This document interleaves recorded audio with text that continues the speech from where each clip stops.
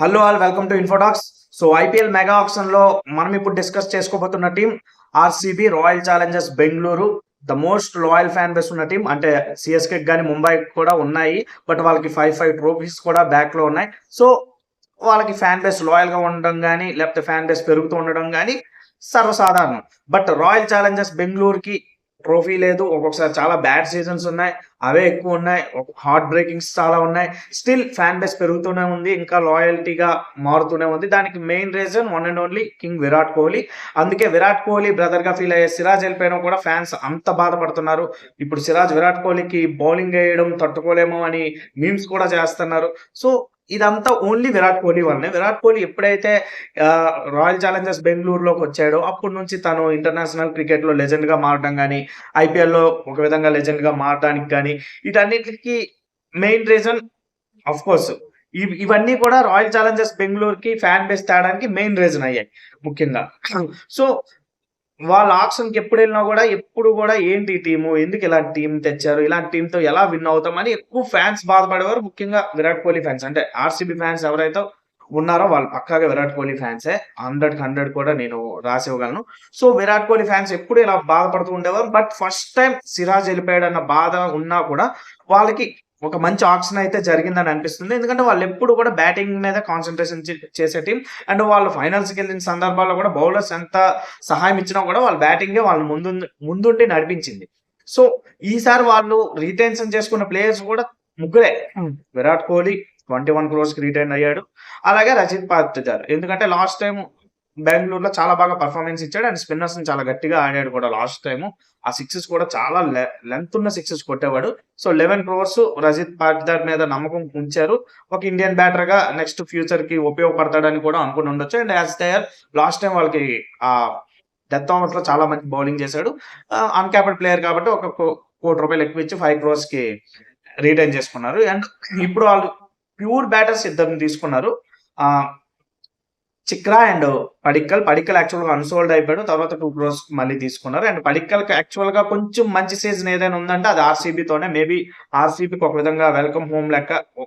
So ఆర్సీబీలో మళ్ళీ పటిదారు పడిక్కల్ తన career ని కొంచెం చక్కదిద్దుకుంటాడేమో చూద్దాం. ఎందుకంటే దేవదత్ పడిక్కల్ కి మొన్న టెస్ట్ లో కూడా ఛాన్స్ వచ్చింది కానీ పెద్దగా ఉపయోగించుకోలేకపోయాడు. ఆ పిచ్ వల్ల అయి ఉండొచ్చు, ప్రెజర్ వల్ల అయి ఉండొచ్చు, రెండు రకాలను. నెక్స్ట్ బట్ మంచి బయ్యే పడిక్కల్ని మేబీ మెయిన్ లెవెల్ లో పెట్టొచ్చు వాళ్ళు. అండ్ వికెట్ కీపర్స్ చూసుకుంటే సాల్ట్ కోసం వాళ్ళు గట్టిగా వెళ్ళారు. అండ్ సాల్ట్ ఎలాగైనా మాకు కావాలని అనుకున్నారు. కోల్కతా కూడా ట్రై చేసింది. స్టిల్ సాల్ట్ అయితే వాళ్ళు సాల్ట్ అయితే వాళ్ళు దక్కించుకోగలిగారు. 11.5 crores కి వచ్చేసాడు. జితేష్ శర్మ కోసం వెళ్ళారు. యాక్చువల్ గా జితేష్ శర్మ కోసం ఎందుకు వెళ్ళారు అనేది మేబీ కొంచెం మంచి ప్లేయరే, బట్ 11 crores వరకు వెళ్ళిపోయాడు వికెట్ కీపరే. సో 11 crores వరకు వెళ్ళినా కూడా టీమ్ లో ఉంటాడంటే మళ్ళీ మేబీ ఆ ఫైవ్ లో ఉంచుతారేమో. మేబీ 5th down 6 లేకపోతే 4th down లో వచ్చే ప్లేయర్ గా ఉంచుతారేమో, తెలీదు. స్టిల్ మంచి బయ్యే. మేబీ సాల్ట్ కి బ్యాకప్ అయ్యి ఉండొచ్చు, లేదా మెయిన్ లెవెల్ లో కూడా ప్రతి మ్యాచ్ ఆడే ప్లేయర్ కూడా అయ్యి ఉండొచ్చు. ఆల్రౌండర్స్ మాత్రం ఫస్ట్ టైం బాగా తీసుకున్నారు. ఎందుకంటే ఆర్సీబీకి ఎప్పుడు ఆల్రౌండర్స్ ఉంటారు. బ్యాటర్స్ ఒక టైపు, బౌలర్స్ ఒక టైపు. ఎప్పుడో 80s 90s ఇండియన్ టీమ్ లాగా అనిపిస్తుంది ఆర్సీబీ. అంటే ఓన్లీ ఒక మంచి బౌలర్ ఉంటాడు. ఒక్కొక్కసారి ఆ బౌలర్ కూడా మ్యాచ్ లో ఆడు. సో మాక్సిమం బ్యాటింగ్ మీదే ఆధారపడే team. But first time bowling ని కూడా దృష్టిలో పెట్టుకున్నట్టుంది. అందుకే ఆల్రౌండర్స్ ఎక్కువ మంది తీసుకున్నారు. Livingstone excellent buy 8.75 crores. Livingstone కోసం మన సిఎస్కే కూడా వెళ్ళింది. అలాగే కృణాల్ పాండ్యా, యాక్చువల్ గా కృణాల్ పాండ్యా స్పిన్ లో మలింగా అంటాను నేను. ఆ రేంజ్ లో ఇస్తాడు Krunal Pandya. 5.75 crores main level లో ఉండొచ్చు. And Tim David 3 crores. Actual గా ముంబై తీసుకుంటది అనుకున్నాం కానీ అప్పటికి లేట్ అయిపోయింది. మేబీ టిమ్ డేవిడ్ ని ముందు వచ్చింటే ముంబై తీసుకునేదేమో, లేదా ఇంకా వాళ్ళకి చేంజ్ ఆఫ్ ప్లాన్స్ చాలా ఉన్నాయి కాబట్టి టిమ్ డేవిడ్ ఫినిషింగ్ రోల్ గట్టిగా ప్లే చేస్తాడు. అండ్ ఆ 4 boundary దగ్గర ఈజీగా క్యాచెస్ పడతాడు. అండ్ రోమారియస్ ఎఫర్ట్ కూడా మంచిగానే ప్లే ఆడతాడు. 1.5 crores. ఇతను కూడా మంచి హిట్టర్. సో ఇతను కూడా టీమ్ లో ఉండే ఛాన్స్ ఉంది. అండ్ మనోజ్ బ్యాకప్ గా 30 lakhs, జాకబ్ ని 2.6 కు తీసుకున్నారు. అండ్ మోహిత్ రతి వీళ్ళిద్దరు కూడా బ్యాకప్ లోనే ఉంటారు. అండ్ చెప్పలేం, తమదైన రోజున డెబ్యూ చేసే ఛాన్స్ కూడా ఉంటుంది ఆర్సీబీ తరఫున. అండ్ సుయజ్ శర్మ అండ్ స్వప్నిల్ సింగ్ స్పిన్నర్సే కొంచెం లేరు. మేబీ లివింగ్స్టన్, కృణాల్ పాండ్యా వీళ్ళనే యూజ్ చేసుకుంటారేమో. స్వప్నిల్ సింగ్ మేబీ ఆ మెయిన్ లెవెల్ లోకి వచ్చే ఛాన్సెస్ ఎక్కువ ఉన్నాయి. సుయజ్ శర్మ అని చెప్పలేం, బట్ సుయజ్ శర్మ ఎక్కువ ప్రైస్ కి వచ్చాడు. మంచి స్పిన్ రాబట్టగలడు Suyash Sharma, but main level లోకి ఎంతవరకు వస్తాడని తెలియదు. స్వప్నిల్ సింగ్ మేబీ రావచ్చు 50 lakhs కి వచ్చినా కూడా.